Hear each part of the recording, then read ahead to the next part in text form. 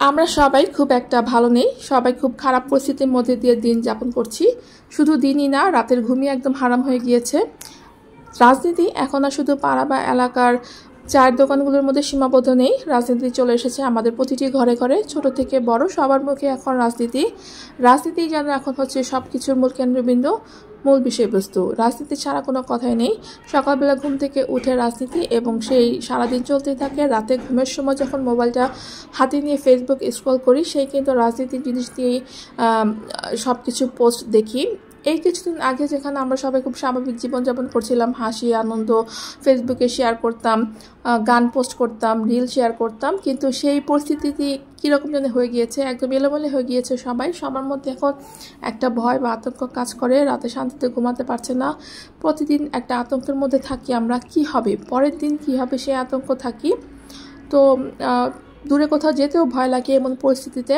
তো বাসায় থাকতে আর কতক্ষণই বা ভালো লাগে। বাসার আশেপাশে কিছু এলাকা আমরা ঘুরে ঘুরে দেখছিলাম। আজকে এসেছি পুরান ঢাকার রূপচাঁদ বিল্ডিংয়ে। তো এখানে একটা বলরুম ছিল, এই বলরুমটা আমি যতবার এসেছি বন্ধ পেয়েছি।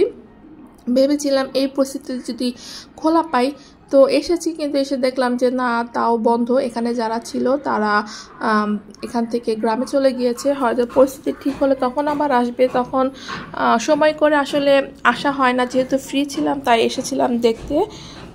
ভাগ্য খারাপ, এসে দেখলাম যে বন্ধ, দেখতে পারলাম না। বাইরে বের হয়েও একটা ভয় বা আতঙ্ক কাজ করছিল। আগে যেখানে আমরা স্বাধীনভাবে ঘুরতাম ফিরতাম, কিন্তু বাইরে বের হয়েও কীরকম যেন একটা অস্থিরতা কাজ করছিল, যে পরিস্থিতি কখন কি হবে, এই বুঝি কিছু হলো, এই বুঝি গণ্ডগোল লেগে গেল। তো এখানে ঘোরাফেরা শেষ করে তাড়াতাড়ি বাসায় ফেরার তাগিদ ছিল, কারণ রাস্তায় আর্মি বা পুলিশ ছিল। আমরা কারফিউ সময়টা বের হয়েছিলাম। কারফিউ শিথিল হতে 2 ঘন্টা মতো সময়, যখন দ্বিতীয় শিথিলের সময়, তখন আমরা এগুলি বের হয়েছিলাম। আর এটা হচ্ছে ফরাসগঞ্জে লালকুটি কমিউনিটি সেন্টার ছিল এখানে, এবং এখানে আমাদের বিয়ে হয়েছিল। তো রাস্তায় যাওয়ার পর এখানে আমাদের চোখটা একদম আটকে গিয়েছিল, কারণ আমাদের যে বিয়ে হয়েছিল কমিউনিটি সেন্টারটা, সেই কমিউনিটি সেন্টারটা ভেঙে ফেলা হয়েছে, এবং এখানে এটা কী যেন বানানো হচ্ছে। সেটা দেখতে ভালোই লাগছিল, যেহেতু এটা পুরান বিল্ডিংয়ে একটা স্ট্রাকচারে তৈরি করা হচ্ছিল। তাই আসলে আমরা সব এখন পরিস্থিতির শিকার। নতুন কোনো ভিডিও করব, সেখানে এডিট করব, ভয়েস দেব, সেই মেন্টালিটি এখন নেই। এখন আর ইচ্ছা করে না যে নতুন কিছু দিয়ে ভিডিও করি, ভয়েস দিই, এডিট করি। মোবাইলে অনেক ভিডিও জমা হয়ে গিয়েছে, কিন্তু এই এডিট করা বা ভয়েস দেওয়ার মতো পরিস্থিতি নেই বলে শুধু দেওয়া হচ্ছে না। আগে যেমন সংসারে ছোটো ছোটো টুকিটাকি কাজ যাই করতাম, শেয়ার করতাম, কিন্তু এখন আর এগুলো করতে ভালো লাগে না।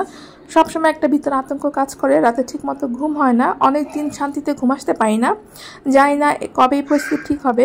আল্লাহর কাছে দোয়া চাই, আল্লাহ যেন খুব শীঘ্রই আমাদের সবাইকে খুব ভালো একটা দিন দেখায়।